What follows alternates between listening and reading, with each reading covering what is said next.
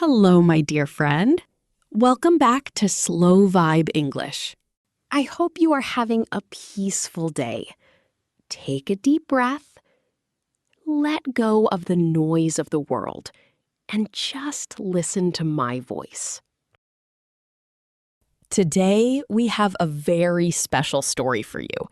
It is a story about love, about doubt, and about a secret that was hidden in a small white envelope. Our story today is called The Photo I Wasn't Supposed to See. Have you ever found something by accident that changed your life forever? A small object, a letter, or perhaps an old photograph? Sometimes the things we see are not what they look like. We make choices in the dark, and we run away from the people we love the most. Have you ever run away because you were afraid of the truth? In this story, we will follow Clara. She was a quiet girl who made a decision that took her away from her home for a very long time. So, find a comfortable place to sit or lie down. Relax your shoulders. Listen. And if you want to, you can repeat the words after me to practice your English. Let us begin. Chapter 1. The Quiet Library. Clara lived in a small, sleepy town. It was a town surrounded by green hills and ancient trees. Every morning, the mist hung low over the river, and the air smelled like damp earth and pine needles. Clara was a quiet person. She loved quiet things. She worked at the local library, a beautiful old building with high windows and wooden bookshelves. She spent her days organizing books, cleaning old covers, and helping the townspeople find stories to read. She loved the smell of old paper. To Clara, the library was the safest place in the world. But sometimes, when she looked out of the large window, she felt a little lonely. Her life was peaceful, but it was also very quiet. Too quiet. Then, one rainy Tuesday afternoon, the heavy wooden door of the library opened. A young man walked in.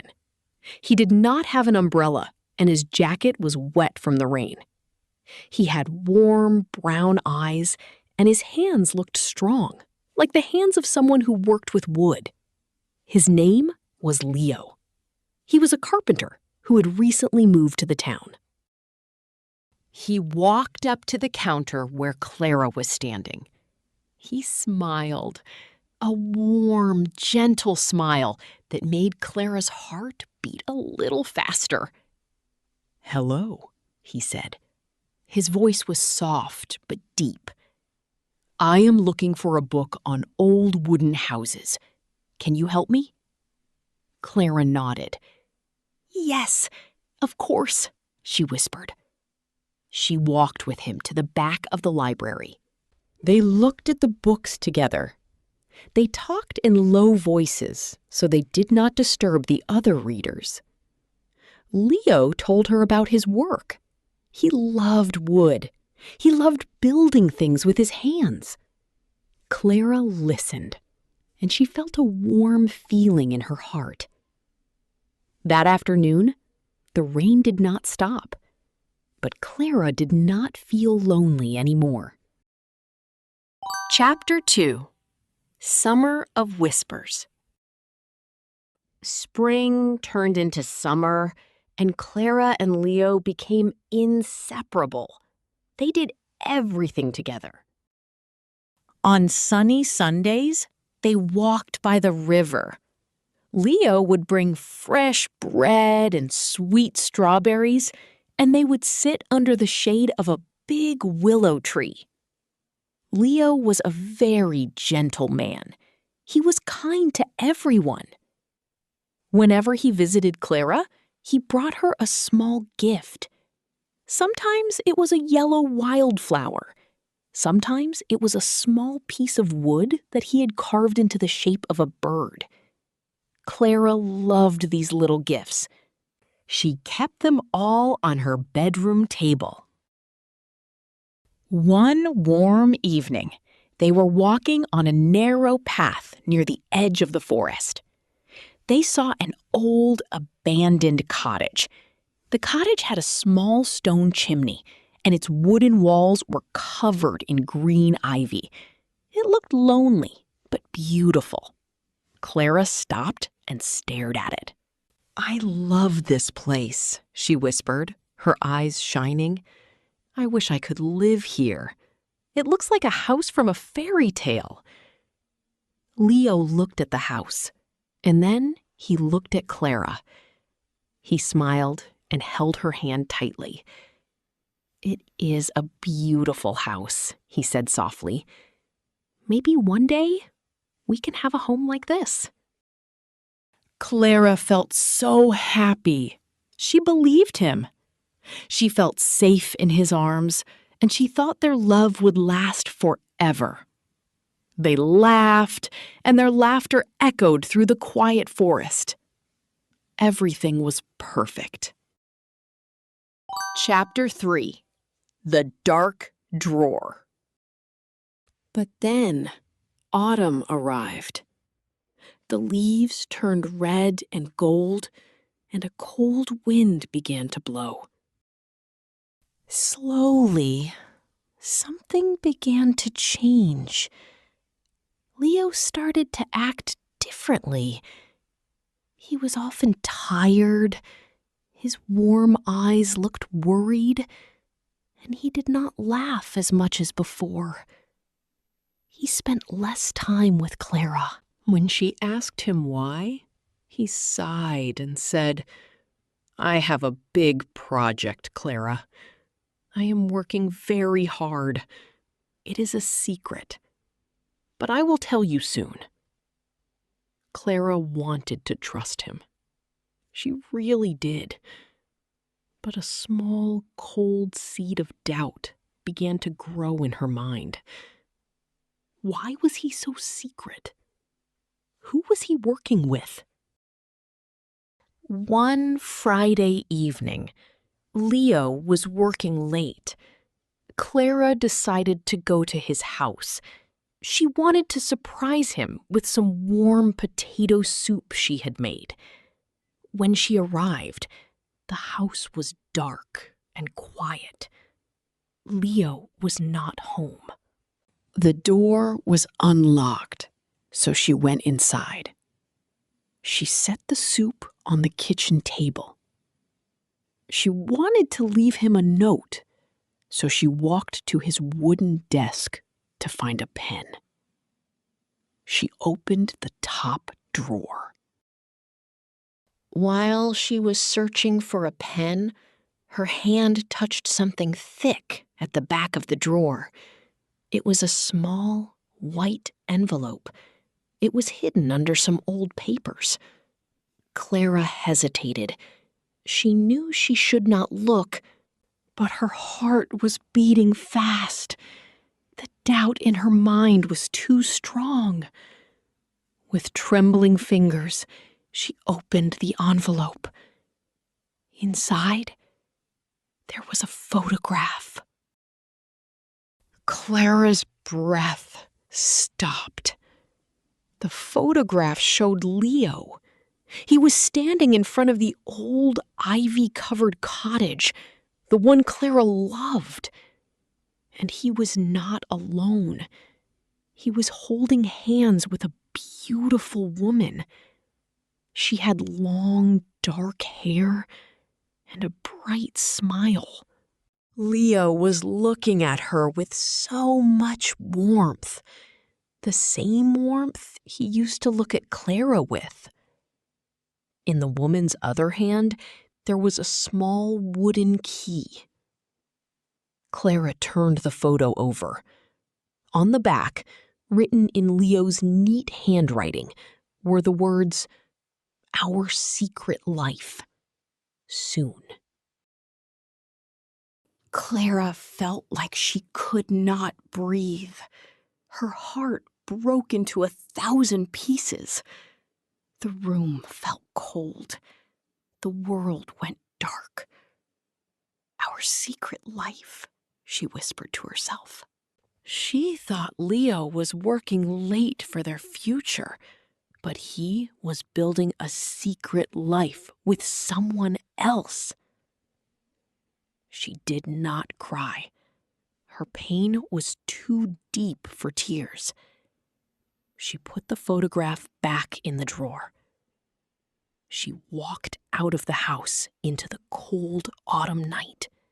That very evening, she packed her bags, left her job at the library, and bought a bus ticket to the big city. She did not leave a letter. She did not answer Leo's calls. She just disappeared. Chapter 4. The Forgotten Year. 1 year passed. A whole year. Clara now lived in a big, noisy city. She worked in a large, modern bookstore. It was loud, busy, and full of strangers. She tried to forget her past. She tried to forget Leo. But every time she closed her eyes, she saw his warm smile. And then she saw the photograph. She had tried to protect herself by running away, but she was still hurting. The city was cold, and she felt more lonely than ever. One morning, Clara received an email from her old supervisor at the town library. The library was hosting a historical exhibition about the town, and they needed Clara's help to organize the old documents. "Please come back, Clara," the email said. "We miss you." Clara stared at the screen for a long time. She did not want to go back. She was afraid of seeing Leo. She was afraid of the pain. But she also knew she could not run away forever. She needed to face her past to heal. She took a deep breath. She decided to go back just for 1 weekend. The next day, Clara was on the train. As the train got closer to her old town, the buildings disappeared, replaced by green hills and autumn forests. When she stepped off the train, the air was fresh and cool. It smelled like pine and wood smoke. It felt like home, but it was a home she had lost. She walked down the familiar, quiet streets, and then, without planning to, her feet began to carry her toward the edge of the forest, toward the old cottage. Chapter 5. The Truth Under the Oak Tree. As Clara walked closer to the cottage, she stopped. She gasped. The old, abandoned cottage was no longer abandoned. The broken windows were replaced with clean, shining glass. The peeling paint was gone, replaced by beautiful, warm wood. The garden was filled with colorful autumn flowers. It looked beautiful. It looked like a dream. And there, sitting on the porch, was Leo. He was holding a cup of coffee. He looked thinner, and there was sadness in his eyes. Beside him, standing near the garden, was the woman from the photograph, the woman with the long, dark hair. Clara's heart clutched. She felt the old pain returning. She turned to run away, but her foot stepped on a dry branch. Crack! The sound was loud in the quiet afternoon. Leo looked up. His eyes found Clara. He froze. His cup fell from his hands and broke on the wooden floor. "Clara?" he whispered. He stood up quickly and ran toward her. Clara tried to move, but her feet felt like stone. She could only stand there. "Clara, please, don't run. Please stay," Leo cried. His voice was shaking. The dark-haired woman walked over too. She looked at Clara, not with anger, but with a warm, kind smile. "Hello, Clara," the woman said softly. "I am Sarah, Leo's sister." "Sister?" Clara's head spun. "Sister?" she asked, her voice barely audible.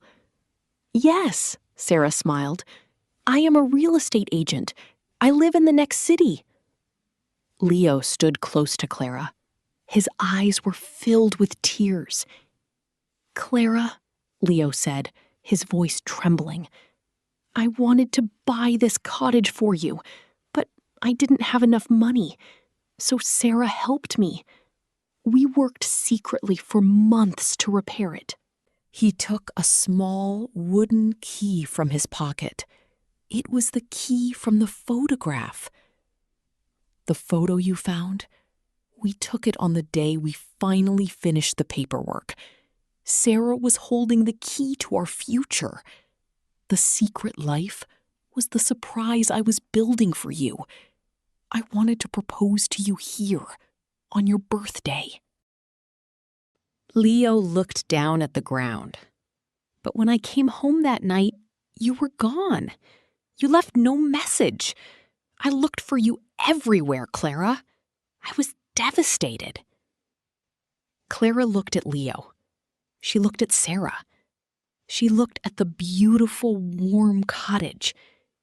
She realized she had run away from a lie. She had let her fear and doubt ruin everything because she was too afraid to ask, too afraid to trust. Tears finally flowed down Clara's cheeks. "I am so sorry, Leo," she sobbed. "I saw the photo and I thought—" Leo did not let her finish. He took a step forward and pulled her into a warm, tight embrace. "It's okay," he whispered into her hair. "You are home now. That is all that matters." What a beautiful, bittersweet story. Sometimes, my dear friend, we see things through the eyes of our fears. We let doubt tell us stories that are not true. We run away to protect ourselves, but we only end up hurting the people we care about. Trust is a quiet, fragile thing. But when we choose to trust, we allow love to build beautiful things, just like Leo's cottage. If you were Clara, would you have run away too?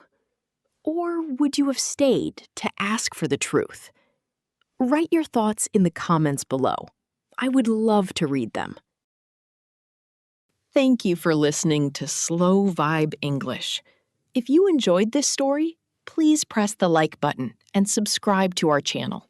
It helps us create more peaceful moments for you. Close your eyes now, sleep well, live peacefully, and I will see you in our next story. Good night.